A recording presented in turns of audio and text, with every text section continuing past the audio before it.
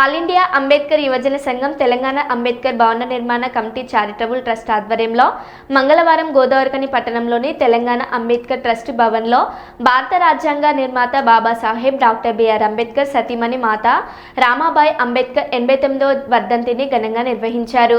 ఈ సందర్భంగా తెలంగాణ అంబేద్కర్ భవన నిర్మాణ committee charitable trust chairman Nathari Rayamallu, senior high court advocate Gorre Ramesh, all India Ambedkar యువజన సంఘం జాతీయ కార్యదర్శి కొంకాటి లక్ష్మణ్ మాతా రామాబాయి అంబేద్కర్ చిత్రపటానికి పూలమాలలు వేసి ఘనంగా నివాళులర్పించారు. అనంతరం వారు మాట్లాడారు.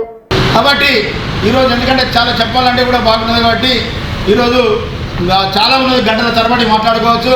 కానీ ఎందుకంటే ఈరోజు సమాజంలో మనం ఈరోజు బట్టలు తోడుకుంటున్నాము, ఈరోజు బండ్ల మీద పోతున్నాము, ఈరోజు మనం అందరం ఉన్నామనంటే ఈరోజు రమాబాయికి ఆ రకంగా సపోర్ట్ చేసి, అంబేద్కర్కి ఆ రకంగా సపోర్ట్ చేసి ఆ రోజు చేసినట్టు ఏంటంటే ఈరోజు మనం ఇట్లా బతుకుతున్నాం. కానీ ఈరోజు మీటింగ్ ఉంటే ఈరోజు ఈ స్థితిలో మనం ఉండడం అందరం ఈరోజు రమాబాయి అంటే ఒక పండుగ వాతావరణం గడుపుకోవాలి. మరొక నాకు అప్పుడప్పుడు మదన్న మాట్లాడేటప్పుడు నేను ఒక విషయం చెప్తా. ఒక కొత్త బండి కొనుక్కున్నాం. కొత్త బండి కొనుక్కుంటే డ్యామేజ్ అవుతుంది. ఎందుకు డ్యామేజ్ అవుతుంది? దాన్ని తీసుకొచ్చి ఇంటికాడ పెడతాను, దాన్ని నడపకుండా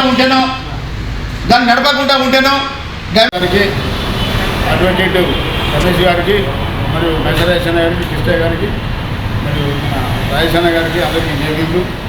ఈరోజు ముఖ్యంగా ఎందుకంటే 2 నిమిషాలు కాబట్టి నేను 2 విషయాలు మాట్లాడదలుచుకున్నాను.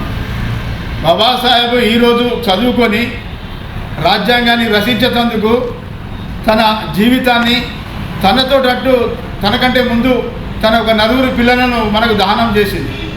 అయితే తినడానికి తిండి లేకుండా తన వాళ్ళకు పాలిస్తే ఆ దాని ద్వారా ఆమెకు బ్లడ్ రావడం జరిగింది. పిల్లలకు ఆ ఒక రక్తాన్ని తాగి వాళ్ళు చనిపోవడం జరిగింది. దాని మీద 3 పిల్లలు చనిపోతే కూడా బాబాసాహెబ్ మన గురించి నిరంతరం పోరాటం చేసి అక్కడికి చనిపోయినా కానీ అక్కడికి రాలేకపోయాడు. ఒక గంగాధర అనే కొడుకు చాలా ఇష్టం అతనికి. పెద్ద బహిరంగ సభ నడుస్తుంది. ఆ మీటింగ్లో తీవ్రతంగా మాట్లాడడం జరుగుతుంది. ఈరోజు అగ్రవర్ణాలు ఎవరైతే బ్రాహ్మణవాదులు ఉన్నారో వాళ్ళు మనకు వ్యతిరేకంగా చేస్తుండ్రు, పూజలు గుళ్ళు ఇవన్నీ చేస్తుండ్రు. కాబట్టి దానివల్ల మార్పు రావాలంటే మనం ఖచ్చితంగా మనం చదువుకోవాలి. చదువుకున్నట్టు ఏంటంటే మనం ఖచ్చితంగా ఏదైనా మనం సాధించాలి. ఆ సబ్జెక్టు మీద మాట్లాడడం జరుగుతుంది. జరిగినప్పుడు ఒక వ్యక్తి వచ్చి చెప్తాడు, మీ యొక్క అబ్బాయి గంగాధర్ చనిపోవడం జరిగింది,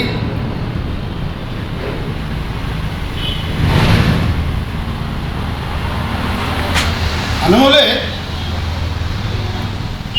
బాబాసాహెబ్ అంబేద్కర్ అప్పుడు చాలా దుఃఖపడ్డాడు.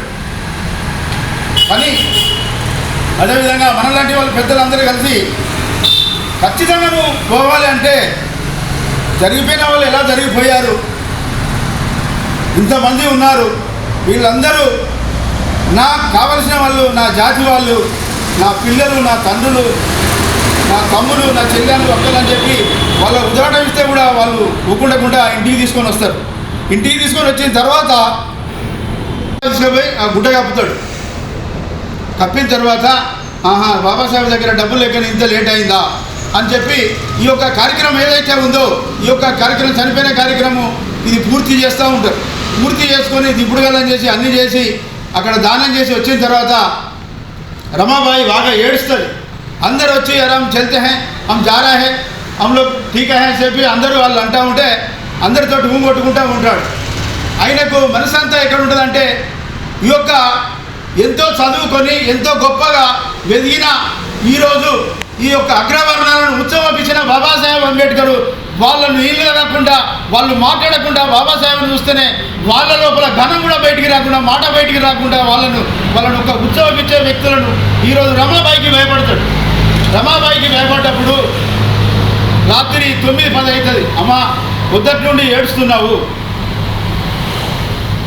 నువ్వు ఈరోజు నేను ఒక చాతగాని వాడిని, నేను ఒక పిల్లలను తిండి పెట్టలేని వాడిని, నేను ఒక భార్యను సాదుకోలేని వాడిని, నేను ఒక ఎదవను అని చెప్పి నువ్వు అనుకుంటున్నావు కదమ్మా అని అంటాడు. అనంటే ఆ రోజులలో బాబాసాహెబ్ నన్ను నువ్వేం అర్థం చేసుకున్నావు, ఏం మాట్లాడుతున్నావు, నేను అలా కాదు, ఈరోజు తిండికి లేక తిప్పలు లేక 9 పిల్లలను దానం చేసుకున్నాము, ఈరోజు నువ్వు ఒక నువ్వు ఒక పడే కష్టానికి ఈరోజు వీళ్ళందరూ మన పిల్లలు, నీ యొక్క సభకు ఇక్కడికి వచ్చిన వాళ్ళంతా నీ పిల్లలు. ఈరోజు దేశంలో మార్పు కోరుకునేందుకు నువ్వు చేస్తున్నావు కాబట్టి ఖచ్చితంగా నేను ఇస్తున్నాను. దీనికి మీరు ఖచ్చితంగా